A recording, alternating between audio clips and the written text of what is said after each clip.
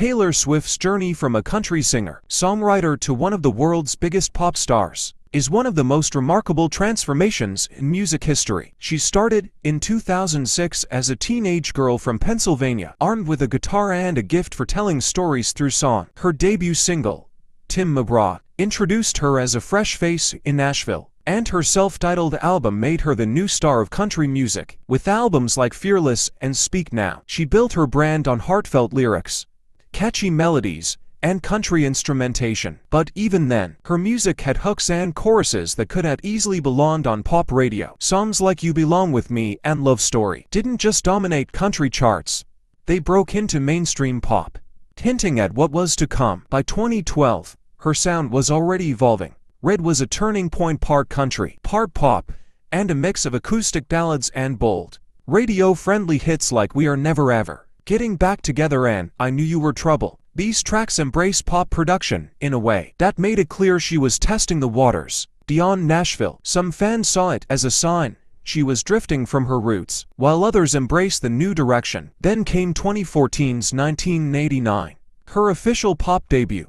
This wasn't a subtle shift, it was a full transformation. The fiddles and banjos were gone, replaced by synths, bold beats, and an 80s-inspired sound. With Max Martin and Jack Antonoff helping craft the production, Taylor released hits like Shake It Off, Blank Space, and Style, which became cultural touchstones. The album was a massive success, winning Album of the Year at the Grammys and cementing her as a global pop powerhouse. The transition wasn't without backlash. Some country fans accused her of abandoning the genre that made her famous, while some in pop questioned if she could compete with established stars. But Taylor didn't just compete, she dominated. She reinvented her image, embraced massive world tour, and leaned into visuals and performances that were as polished as her music. In the years since, she's continued to experiment. Reputation brought a darker, more electronic style, while Lover returned to a brighter, romantic pop sound. And in 2020, she surprised everyone by stepping